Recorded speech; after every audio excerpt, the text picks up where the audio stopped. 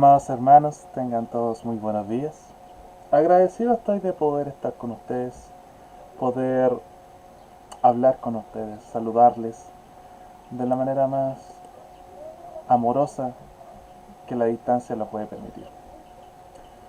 Me gustaría antes de iniciar leer una palabra que se encuentra en Salmos 46, versículos 6 y 7.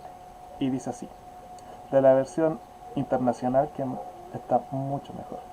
Se agitan las naciones, se tambalean los reinos.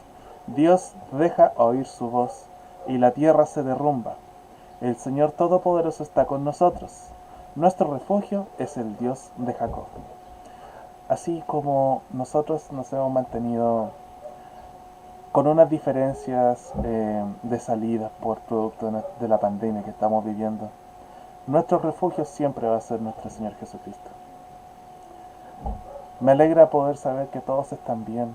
Me alegra poder saber que están con sus familias, que sus familias también se encuentran bien. Y espero, ansioso, volver a poder estar juntos en nuestra casa de adoración. Oremos para que podamos escuchar y bendecirnos con la palabra de nuestro Señor. Padre amoroso, gracias te damos por un día más de vida. Gracias, Señor, porque tú has estado en medio de nosotros siempre. Te pido, Padre, que tú nos acompañes el día de hoy, nos ayudes a ser mejores hijos tuyos. Gracias, Señor, por todas tus maravillas, Señor, por todas tus bendiciones. Y te pido en esta hora, Señor, que bendigas lo que se haga el día de hoy. Bendiga nuestros corazones y nos acompañes siempre. En el nombre de Jesús te lo pido y te lo agradezco. Amén y amén. Que el Señor le bendiga, amados hermanos.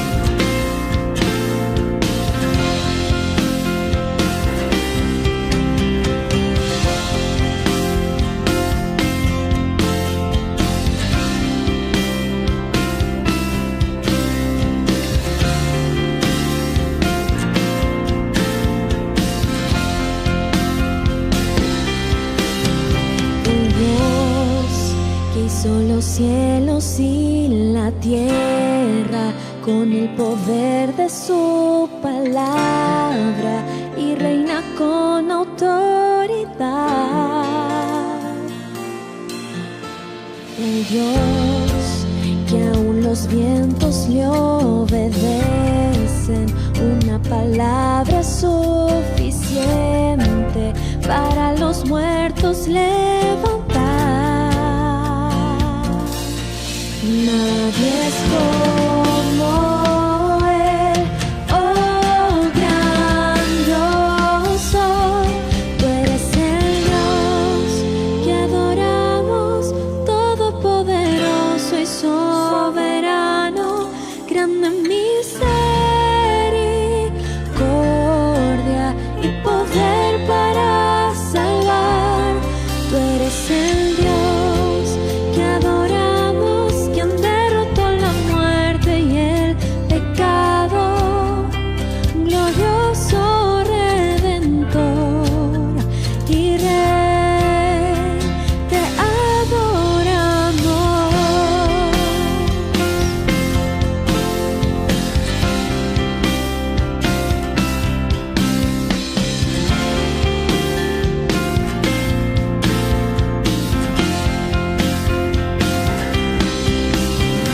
Dios que descendió desde su trono para llevar sobre sus hombros nuestra culpa y transgresión.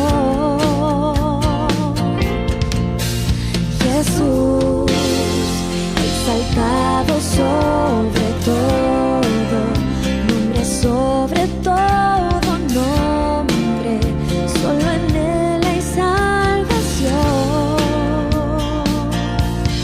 Nadie es como Él, oh grandioso.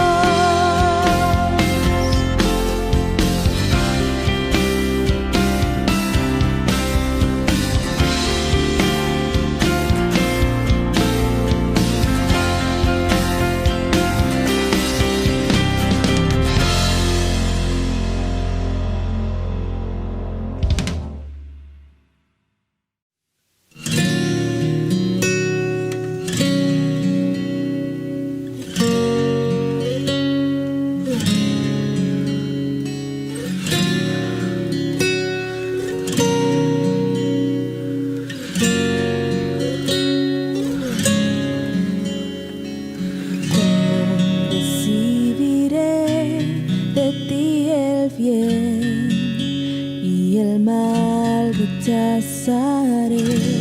Si sé que tú eres Señor, soberano y justo, como he de alabarte en bendición y olvidarte en el dolor. Si sé que tienes el control de toda tu creación,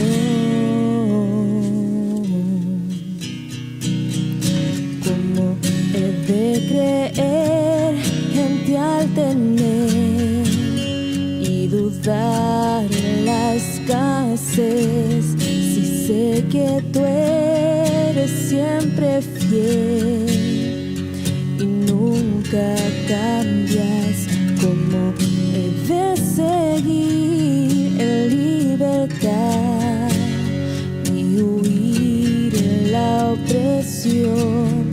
Si sé que guardas para mí una eterna posesión.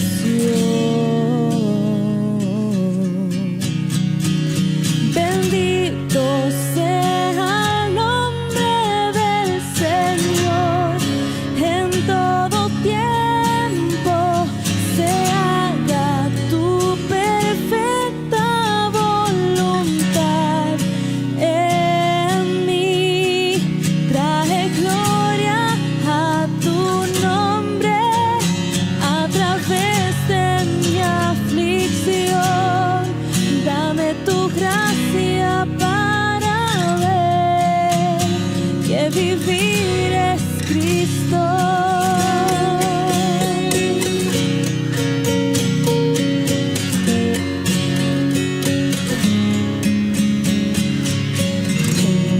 No he de confiar en tu bondad y tu gran amor por mí. Si enviaste a Jesús en mi lugar a morir en una cruz, tu gracia es suficiente, tu gracia es suficiente. Bendito sea el nombre del Señor, en todo tiempo se haga tu perfecta voluntad en mí.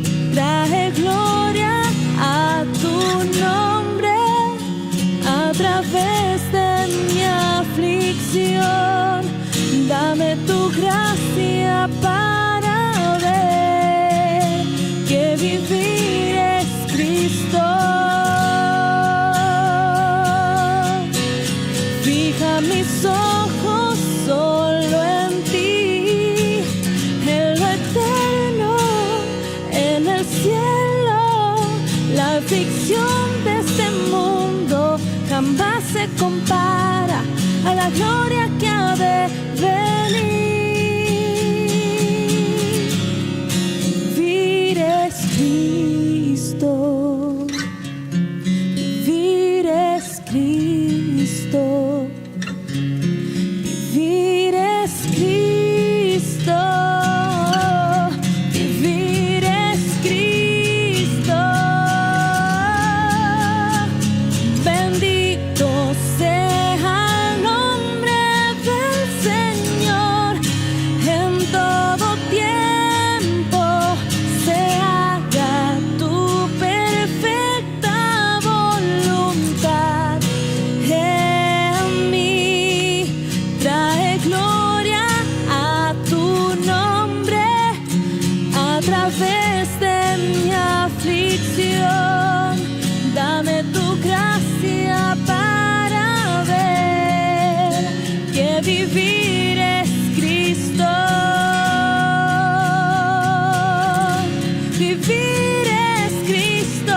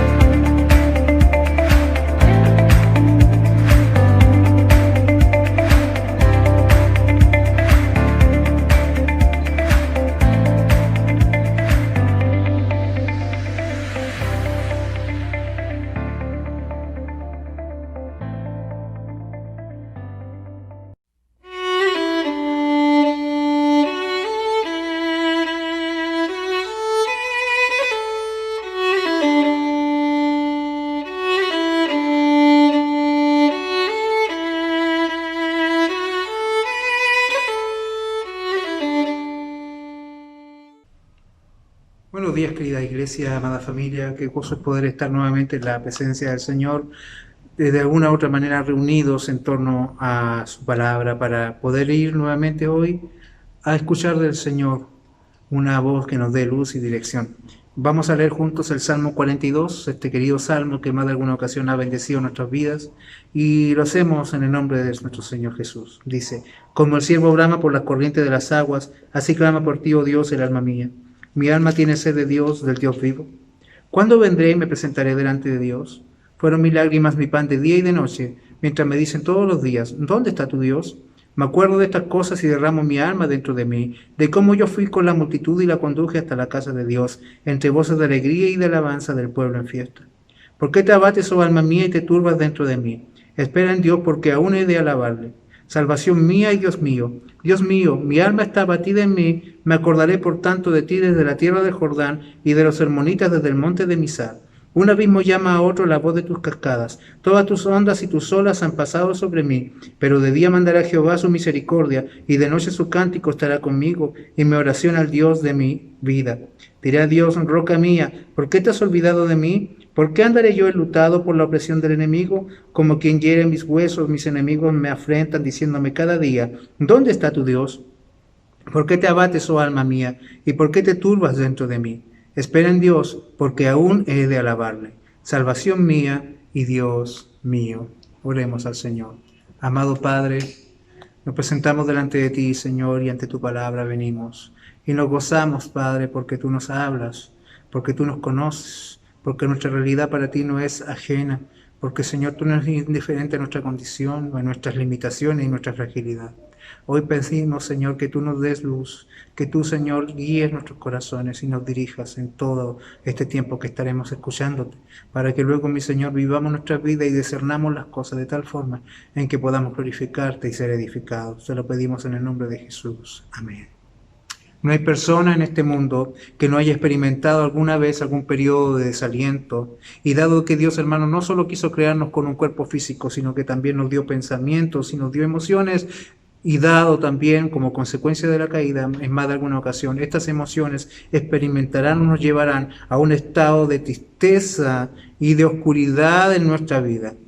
El creyente tampoco está libre de vivir esos periodos que de alguna forma se conocen también como la oscura noche del alma, en que, gatillado por diferentes circunstancias, el corazón del Hijo de Dios se abate hasta la tristeza. Cuando este mal irrumpe y afecta nuestra paz, los días se hacen lentos, se hacen agotadores, las lágrimas se convierten en nuestro alimento cotidiano, y comienza de una manera tan imperceptible, tan despacio, que ni siquiera nos podemos dar cuenta cuando ya ha acorralado nuestras vidas y no podemos salir de allí. Hermanos, nos hemos hundido en una pena, no podemos ver la luz, no sentimos gozo, y sin duda la sensación más notoria que experimenta el hombre que viva en esta circunstancia, el hombre de Dios, es una sensación de abandono y de olvido de parte de Dios, soledad. Solo, se siente solo, y eso le provoca un gran dolor. El Señor, hermanos, permite cosas como esta. De una u otra manera, nosotros debemos aprender a discernirlas para poder sobrellevarlas y entenderlas desde el ángulo de las Escrituras.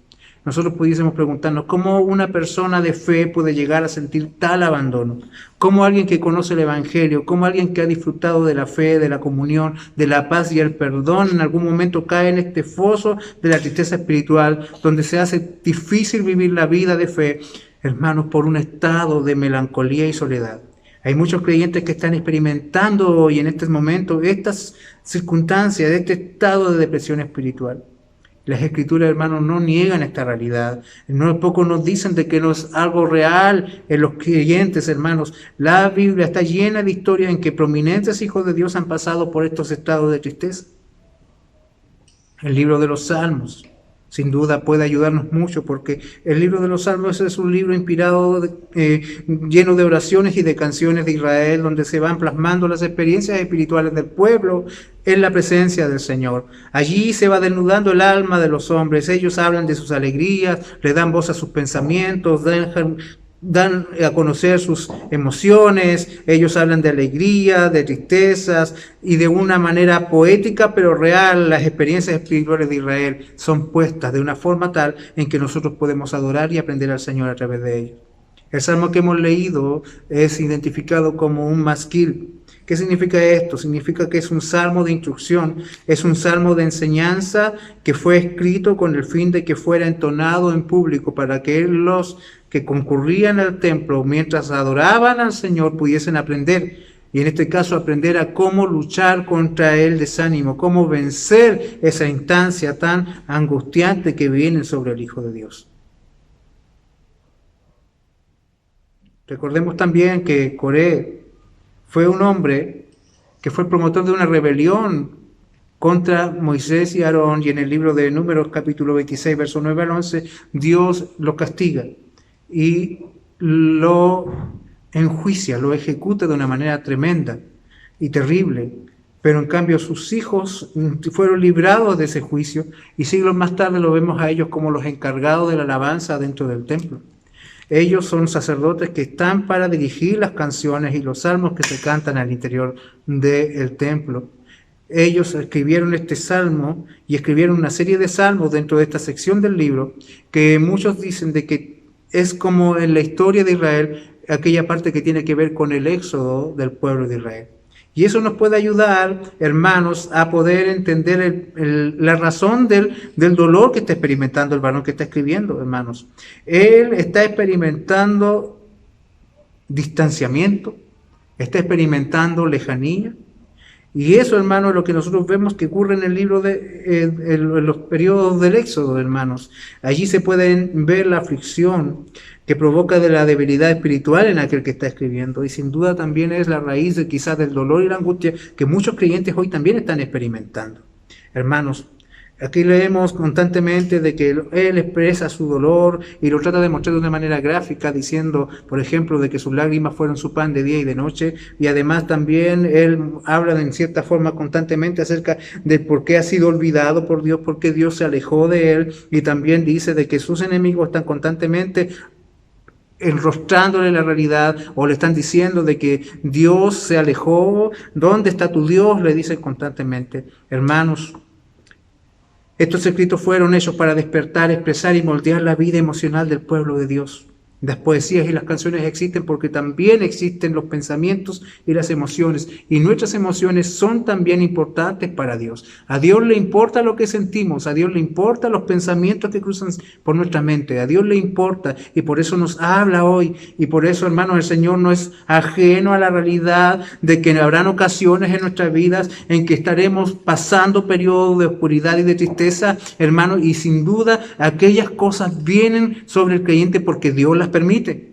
¿Y Dios las permite para qué? Hermanos, sin duda, todo aquello que nos fuerce a buscar a Dios, todo aquello que provoque en nosotros hambre y sed de Dios, siempre será una bendición. Y tal vez Dios quiera tener un encuentro con nosotros allí en el abatimiento. Tal vez Él quiera mostrarnos los deleites de su presencia allí donde quizás estamos llorando, porque no hay nada más hermoso que en medio del dolor, en medio de la tristeza, ser consolados. Y algo que tenemos que agradecer es de que esta misma enseñanza que se daba en el templo es algo que también aplica para nuestras vidas hoy. Hoy, si estamos viviendo tiempos de aflicción y de tristeza, hoy si nuestro corazón está abatido, vayamos a las Escrituras y busquemos allí el sendero que nos llevará al descanso y al reposo, porque es posible pasar del abatimiento a la esperanza. Es posible, hermanos, salir de la tristeza y volver a la alegría. Es posible, hermanos, que el corazón vuelva a sentirse otra vez satisfecho y pleno en Dios.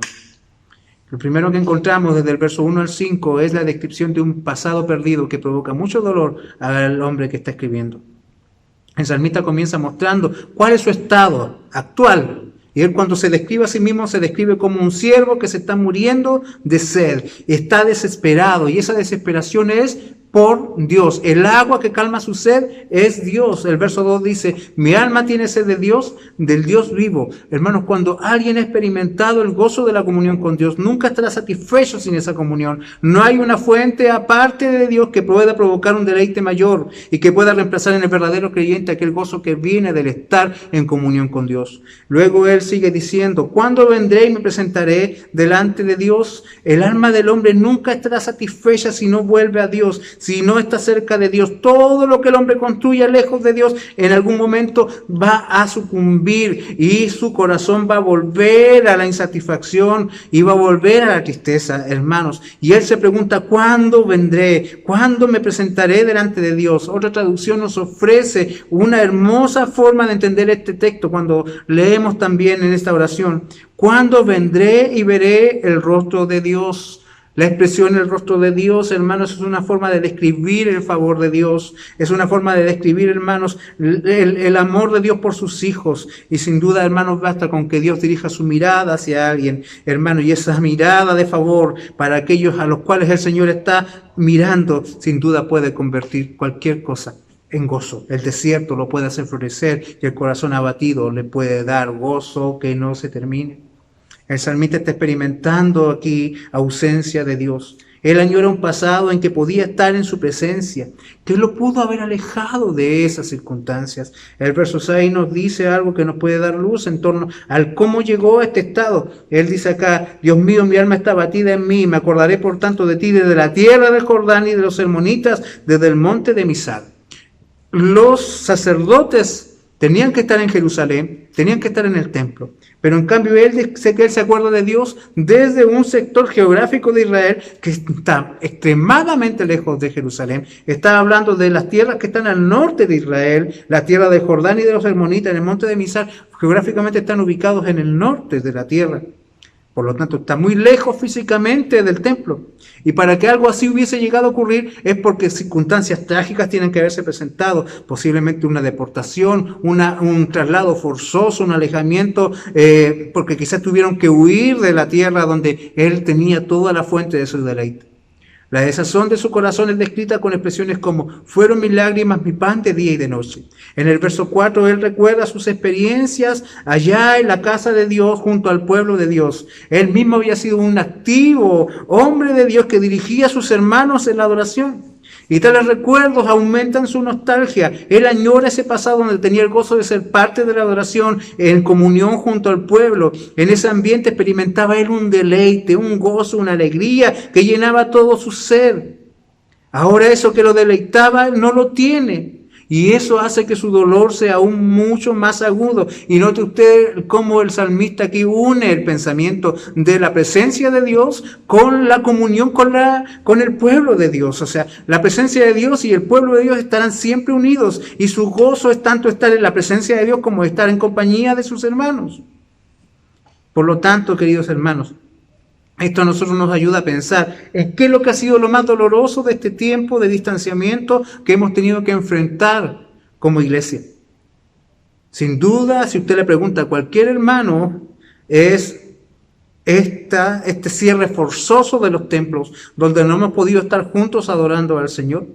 Hermanos, sin duda, eso ha sido una de las cosas que más tristeza ha provocado. El no poder congregarnos, sin duda, o quizás para el mundo y para el gobierno, para los que dirigen nuestros países, esto es algo de lo menos esencial que pueda haber. Es algo de lo menos trascendente que pueda haber. Pero si nosotros vemos las cosas desde la perspectiva de Dios, sin duda, el congregarse, el adorar junto, el cantar junto es algo esencial. El creyente necesita, el hombre necesita, todos necesitan, no solamente los creyentes, todos necesitan de Dios. Todo el mundo necesita escuchar palabras de Dios. Todo el mundo necesita adorar a Dios porque ese es el propósito de su vida. Y mientras no lo esté haciendo, no estará viviendo según el propósito de su vida.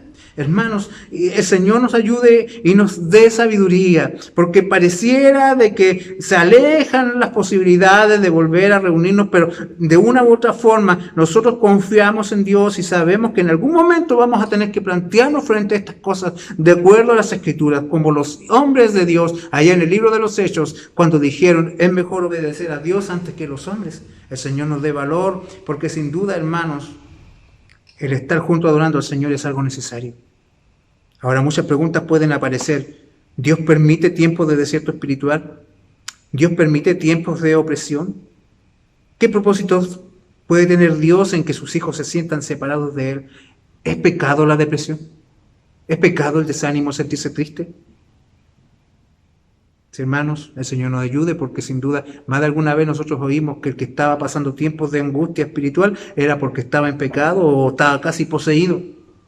Pero la verdad, queridos hermanos, es de que el Señor tiene propósitos sabios, aún inclusive en estos periodos de vida. Hermanos, esto pareciera que fuera más difícil que sobrellevar una enfermedad en el cuerpo, pero además se agrega, hermanos, de que el enemigo es un oportunista que en medio de momentos como estos se ensaña con el creyente haciendo preguntas hirientes como, por ejemplo, ¿dónde está tu Dios?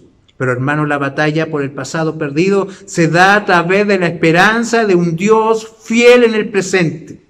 El Salmo 62, verso 5 dice: alma mía, espera en silencio solamente en Dios, pues de Él viene mi esperanza. Y en el verso 5, hermanos, el hombre responde a esas inquietudes y esas angustias y esa nostalgia que está dañando y rasguñando su corazón. Él, hermanos, hace callar sus pensamientos para hablar a su corazón de que su Dios es fuerte y poderoso y que de Él viene su esperanza. Hermanos, hay razones para estar abatidos por un pasado que se fue, pero cuando tienes a un Dios vivo y veraz en el presente, puedes esperar en Dios, hermanos. Él no ha cortado la comunión, aunque tú no lo puedas ver ni lo puedas sentir, hermanos. Y Él dice acá en el verso 5, ¿por qué te abates, oh alma mía, y te turbas dentro de mí? Espera en Dios, porque aún he de alabarle. Y cuando dicen aún he de alabarle, hermano, lo dice aún en medio de las circunstancias en que el corazón no vea más que distancia y los oídos no oigan más que una mezcla entre silencio y palabras de duda. Ten una certeza, es de seguir adorando, porque Dios sigue estando cercano a todos aquellos que le buscan. Y esto nos abre, hermanos, la entrada a la segunda parte de este salmo, que va desde el verso 6 al 8 y que se trata de la descripción de un presente de aflicción. El presente del salmista es difícil y en esta opresión su respuesta es la oración. ¿Qué hace el salmista cuando se siente así, angustiado, diciendo mis lágrimas son mi pan de día y de noche? El verso 6 dice: Dios mío, mi alma está abatida en mí, me acordaré por tanto de ti. La respuesta es la oración. Él va a la oración y se dirige a Dios para contarle su situación. Él habla del estado de su alma. Él le dice: mi alma está abatida. La palabra abatida se traduce de una palabra que significa sentarse en el suelo, como alguien que está de luto, como alguien que está de duelo. Hermanos, Él no guarda sus pensamientos delante de Dios. Él no guarda sus quejas. Él, hermano, no las esconde, porque es imposible esconder esas cosas delante del Señor. Él las lleva en oración delante de su Dios. Entonces, si nosotros queremos vencer, hermanos, estos periodos de tristeza espiritual, ¿qué tenemos que hacer? Llevárselos al Señor en oración y ponerlo ante sus pies con toda honestidad. No podemos engañar al Señor. Quizás podemos parecer fuertes delante de los demás, pero la debilidad y esa angustia que consume el corazón no pasa desapercibida delante de Dios. Y un corazón, hermanos, honesto los trae. El salmista dice, y pone todos sus pensamientos delante del Señor. Hermanos, con casi cero presencia de pudor, Él viene y le dice al Señor lo que está ocurriendo en su interior. Hermanos, así se entiende de que Él, cómo se pelean estas batallas contra estos estados espirituales. Hermano, lo hace orando y acordándose de Dios, poniendo en su memoria a su Dios, y aún en medio del exilio, Él manifiesta una fe personal en Dios, hermanos, y dice, me acordaré por tanto de ti desde la tierra del Jordán y de los hermonitas desde el monte de Misar. Hermanos, Él ve a Dios como algo propio, como algo que es suyo, aunque quizás no tenga respuestas, Él sigue esperando en su Dios, porque Él conoce quién es su Dios y sabe de que Él vendrá siempre su ayuda. Y si nosotros vamos al verso 7, Él logra distinguir en la oración de dónde viene su dolor, qué provoca su tristeza. El verso 7 dice, un abismo llama al otro a la voz de tus cascadas, todas tus ondas y tus olas han pasado sobre mí. Todas tus ondas y tus olas han pasado sobre mí. ¿A quién le está hablando Él? En el verso 6 dice de que se acordó de Dios y le está hablando a Dios. Y acá en el verso 7 está diciendo de que tus ondas y tus olas, o sea, las ondas y las olas que vienen sobre Él y que han sido como un aluvión que le arrastra, que le hiere, que le golpea, ¿vienen de dónde? ¿Del diablo? del mundo vienen de Dios. Dios los permite. Y eso es importante, hermanos, que nosotros sepamos discernir las cosas de esta manera, hermanos. Dios permite el quebranto del alma. Sí, hermanos, de hecho, de Él viene el quebrantamiento. Cuando Él dice, de esta manera está reconociendo de que esto que está viviendo es voluntad de Dios que pase. Y quizás esto pueda resultarnos difícil de procesar, difícil de entender, porque nosotros quizás pudiésemos creer de que Dios siempre está para darnos alegrías acá, ¿cierto? Para llenarnos de sensaciones placenteras. Pero, hermanos, Dios nos está mostrando de que inclusive ese abatimiento, es el causante, Él lo permite, porque Él tiene un propósito que lograr a través de aquello, hermanos. Pero también así como Dios permite las ondas y las olas que han pasado sobre el salmista, en el verso 8 nosotros seguimos leyendo, pero de día mandará Jehová su misericordia y de noche su cántico estará conmigo y mi oración al Dios de mi vida. Hermanos, Él dice también, así como tus olas y tus ondas han pasado sobre mí, Él también reconoce, pero de día mandará Jehová su misericordia. Él se aferra a la soberanía de Dios. Él se aferra, hermanos, a la verdad de que Dios es rey sobre todo tiempo y circunstancia, de que Él gobierna todas las cosas, hermanos. Y esa soberanía de Dios en medio de su presente turbulento es algo real. Tanto el dolor que está viviendo como el alivio futuro que vendrá de Dios. Él los reconoce como una expresión de soberanía divina, hermanos, y mientras su tabla que le mantiene a flote en esa batalla del sobrellevar de Dios la opresión y esperar de Dios la bendición, mientras la bendición llega, Él se aferra con fuerzas a una tabla que le mantiene a flote. Y esta es, hermanos, la oración y la alabanza. Dice acá en el verso 8, y de noche tu cántico estará conmigo y mi oración al Dios de mi vida. Él espera, dice el verso 8, que el Dios mandará su misericordia. En un tiempo futuro Él va a mandar la misericordia, pero mientras las olas vienen, mientras, hermanos, las ondas pasan por sobre Él, Él se aferra de la canción hacia el Señor. Él canta de que Él estará con Él y ora al Dios que es el Dios de su vida. Bendito sea el Señor. Aquí hay una combinación poderosa entre la teología, entre el conocer a Dios y conocer la revelación de Dios y el ejercicio de la vida espiritual, de la oración y de la alabanza.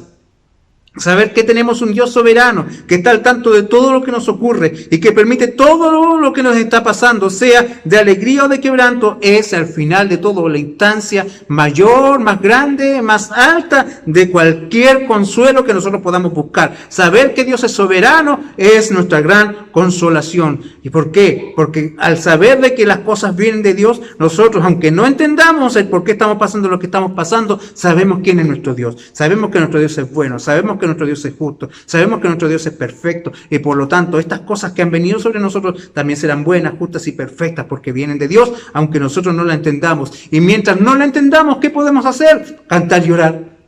Cantar, llorar. Y mientras llega la mañana de nuestro consuelo, cantemos sus canciones y oremos a nuestro Dios, al Dios de nuestra vida.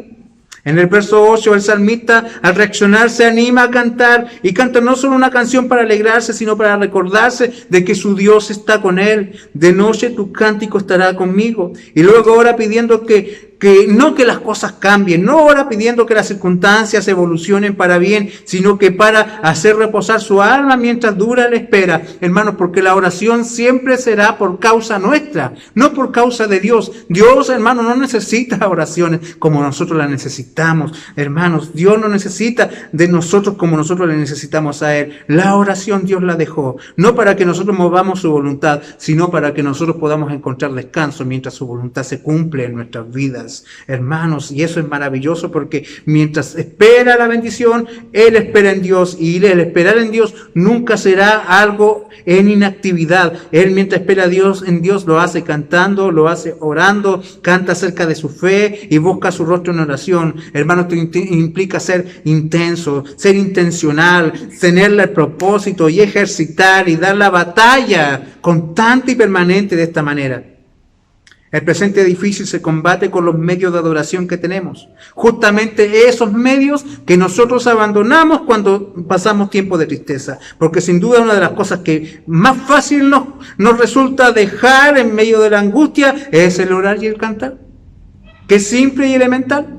pero son las fuentes de donde fluye el agua que sacia la sed del alma y son los pilares que sostienen el espíritu en medio de la tormenta. Amados, tenemos un Dios soberano que hace todas las cosas sin necesidad de pedirnos permiso. Él no nos va a pedir nunca permiso y lo más probable es que tampoco nunca nos dé explicaciones.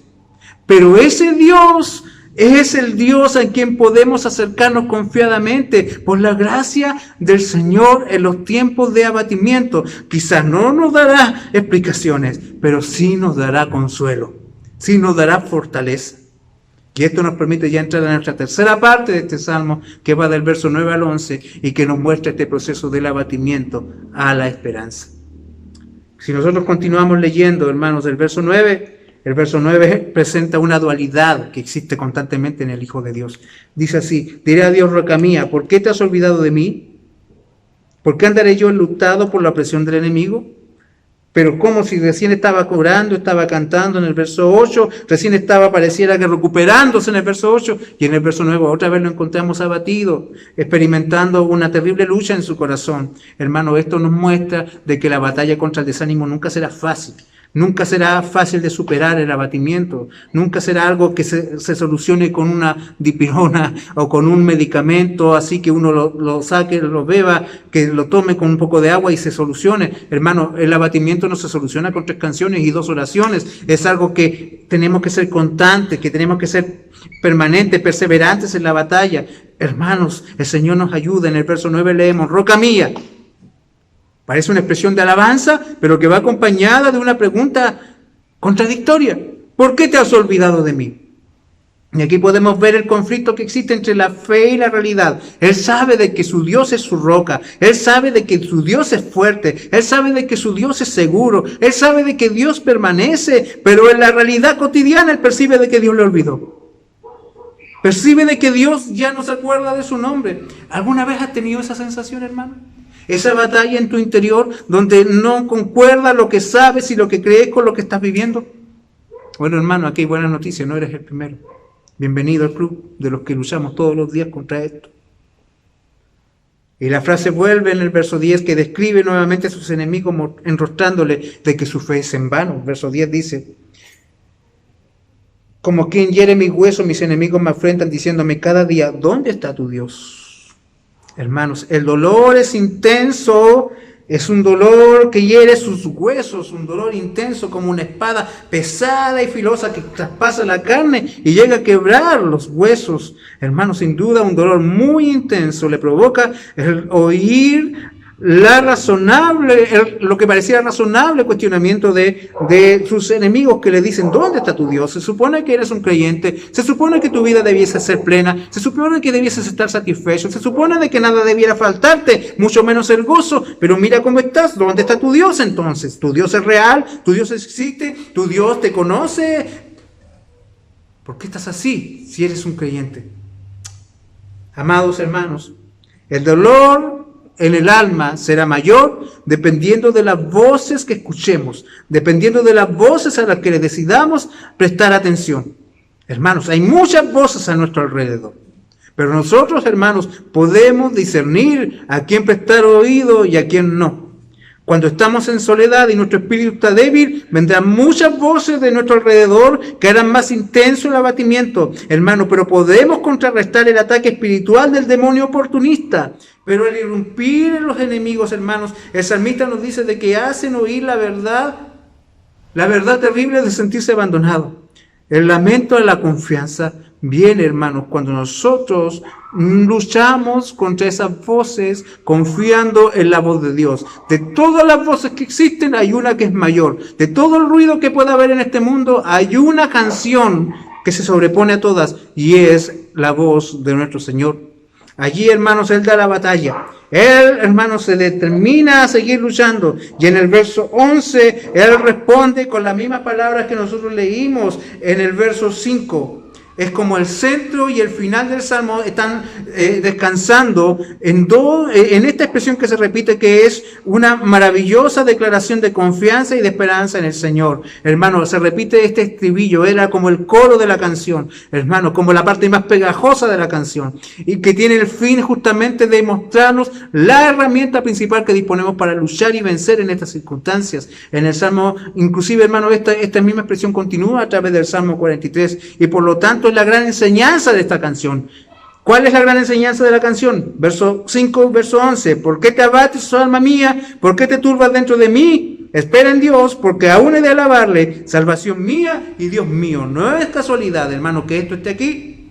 En los días oscuros no te dedicas a escuchar las voces del fracaso, ni de la tristeza, ni de la interpretación de la realidad que te ofrezcan los incrédulos. No escuches las voces de aquellos que no conocen a Dios, sino que predícate el Evangelio a ti mismo. ¿Cuál es la mayor enseñanza que extraemos de este Salmo? Hermano, cuando estés triste, predícate el Evangelio, predícate la palabra del Señor, habla a tu alma con autoridad. Hermano, recurre a la única verdad absoluta que existe. Todas las otras voces entregan una versión de la verdad, pero la única verdad, la única realidad es la que viene de lo que el Señor nos ha dicho a través de su Evangelio. Dios es el único y verdadero Salvador. Solo Dios puede hacer lo imposible. Dios nunca falla. Y el salmista se decide a esperar en Dios, pues sabe que Él es su salvación. El hombre de Dios en su abatimiento se sostenía en la espera de aquel que vendría un día a dar salvación a los hombres. El salmista se recuerda: hay una promesa, vendrá un Salvador, y mientras ese Salvador viene, yo pongo mi esperanza allí de que vendrá y que de Él vendrá mi salvación. Y glorias sean dadas a nuestro Dios, hermanos, porque lo que esperaba el salmista a nosotros ya nos ha sido dado. Lo que Él anhelaba tener, nosotros ya lo tenemos. ¿Qué es lo que tenemos nosotros que el salmista no tenía cuando le escribía este salmo? Nosotros tenemos a Cristo crucificado, resucitado y reinando, y a nuestro favor. Y a este lado de la historia, a este lado de la cruz, sabemos, hermanos, cuál es el mayor fundamento de nuestra esperanza: Jesucristo crucificado por nuestros pecados. Verso 11 dice: salvación mía, Dios mío. ¿De qué otra manera el hombre puede ser salvo si no es a través de Jesucristo, hermanos? ¿Quién triunfó sobre la muerte? Y así, hermanos, la mayor arma que tenemos para vencer el desánimo y el abatimiento es y seguirá siendo siempre predicarnos el Evangelio a nuestros propios corazones. Somos muy buenos para decirle a los demás lo que han de hacer, pero nosotros debiésemos recordarnos a nosotros que también necesitamos el Evangelio todos los días, porque esto no es para los que llevan 2 meses en la iglesia, es para toda la eternidad, es para todos los hombres, los que son prominentes, los que tienen mucho que hacer en la obra de Dios, como aquellos que quizás se están integrando recién. Todos necesitamos el mismo medicamento, todos necesitamos el mismo remedio, todos necesitamos el Evangelio. Dice el libro de Romanos en el capítulo 8 del verso 31 al 35. ¿Qué pues diremos a esto? Si Dios es por nosotros, ¿quién contra nosotros? Amén. Verso 32. El que no escatimó ni a su propio Hijo, sino que lo entregó por todos nosotros. El Evangelio. Cristo siendo entregado por nuestra causa. Y luego dice: ¿cómo no nos dará también con Él todas las cosas? Y el resultado del Evangelio, hermanos, el resultado de la obra de Cristo, verso 33. ¿Quién acusará a los escogidos de Dios? Dios es el que justifica. ¿Quién es el que condenará? Cristo es el que murió, más aún el que también resucitó. El Evangelio, muerte y la resurrección de Cristo. Hermanos, el que además está a la diestra de Dios, el que también intercede por nosotros. ¿Quién nos separará del amor de Cristo? ¿Tribulación o angustia o persecución o hambre o desnudez o peligro o espada? Y note usted la enumeración del verso 35. Sin duda estas son buenas razones para deprimirse, pero ni aún estas pueden vencer el poder del Evangelio aplicado al corazón del Hijo de Dios. Y ahora volvemos a la pregunta del verso 2. ¿Se acuerda usted cuál era la pregunta del verso 2? Dice, ¿cuándo vendré y me presentaré delante de Dios? Que también se traducía, ¿cuándo vendré y veré otra vez el rostro de Dios? Hermano, la respuesta suprema a esa pregunta fue dada en nuestro Señor Jesucristo. Hermano, el rostro de Dios se dio a conocer en Cristo Jesús, nuestro amado Señor. Dice el Juan capítulo 1, verso 14, y el Verbo se hizo carne y habitó entre nosotros, y vimos su gloria, gloria como del unigénito del Padre, lleno de gracia y de verdad. Jesús dijo, el que me ve a mí, ha visto al Padre. Y Pablo dijo que cuando nos convertimos a Cristo, el resplandor del Evangelio de la gloria de Cristo, que es la imagen de Dios. Y cuando hablamos de imagen, estamos diciendo de la imagen perfecta, no una semejanza, no algo que pudiese ser asociado a, no, es la imagen real dada a conocer en Cristo de quién es nuestro Dios. ¿Cuándo veré el rostro de Dios? A través de Cristo es posible. El Evangelio es la solución. El Evangelio es, hermanos, el remedio para nuestro desánimo. Sin duda es de esperarse que todo este tiempo de distanciamiento, hermanos, estos meses ya que llevamos sin poder juntarnos, muchos de nosotros empecemos a experimentar un vaivén de emociones. A estas alturas del destierro, quizás estemos teniendo días no fáciles y sintamos que una oscura nube se está posando en nuestros pensamientos. Quizás nos sentimos culpables de sentirnos abatidos. Vino este tiempo y este virus o esta pandemia nos separó de nuestros hermanos, nos separó de nuestras familias, nos separó de nuestros amigos, nos obligó a encerrarnos, nos llenó de miedo el corazón, nos quitó la libertad, nuestras fuentes de sustento y nuestro derecho a congregarnos. Y mientras nuestro corazón está tan vacío y solitario como se ve este templo, silencioso, pero querido hermano, proclámale a tu alma el Evangelio. Dile a tu corazón, espera en Dios, pues aún hemos de alabarle. Hay esperanza. Por lo tanto, cualquier alma abatida hoy, en este día, donde sea que estés, levanta tu rostro a aquel que es la perfección de gracia y misericordia. Sin duda, tiempos difíciles han venido y la sequía se ha presentado en el valle de nuestra alma. Pareciera que ya está todo a punto de morir, pero Dios es fiel. Y si Él nos ha dado a Cristo, ¿cómo no podrá dar nuevamente un gozo, paz y alegría a nuestras vidas? Hermano, ¿acaso Dios no podrá darnos un avivamiento? Si puso a su Hijo en la cruz para que no muramos en el infierno, ¿no podrá Dios hacer el milagro de que la paz llegue nuevamente al corazón del abatido? El Dios de misericordia, el Dios de gracia, el Dios nuestro, hermano, se muestra tan glorioso en medio de la noche más oscura del alma. Dios tiene poder para levantarnos, sí, espera en Dios. Viene el día, espera en Dios, alábale, adórale. Él es el gozo de nuestro corazón y canta y ora en medio de la noche, porque pronto vendrá un amanecer lleno de gozo, de paz y de consolación. Confiamos en el Señor, de que un día volveremos a estar en su presencia y que las tristezas serán consoladas, porque en Cristo se consumen todos los propósitos del Señor. Él es el rostro de Dios. Oremos. Padre Celestial, hoy nos presentamos delante de ti y nos gozamos en las virtudes de tus misericordias. Señor, no han sido tiempos fáciles. Han sido, Señor, momentos duros y tristes, de soledad, de abandono y de tristeza. Nuestra mente, Señor, nos juega malas pasadas. Nuestros pensamientos, Señor, se quieren rebelar contra tu palabra. Pero aquí, Señor, clamamos y anunciamos, no al mundo, sino que a nuestro corazón primero. Alma mía, espera en Dios. No te abatas, levántate, porque aún hemos de alabar a nuestro Salvador. De Él viene nuestra esperanza, de Él viene el consuelo, de Él viene la salvación. Oh Señor, tú nos puedes llevar del abatimiento a la esperanza, de la tristeza al gozo, de la oscuridad a la luz. Ten misericordia de muchos de tus hijos en esta mañana que están luchando contra la depresión, contra el desánimo y el abatimiento. Y Señor, coloca consuelo en ellos. Colócale, Señor, en su corazón la certeza de tu perdón y darles el valor y el discernimiento para saber a quién van a escuchar en medio de estos tiempos.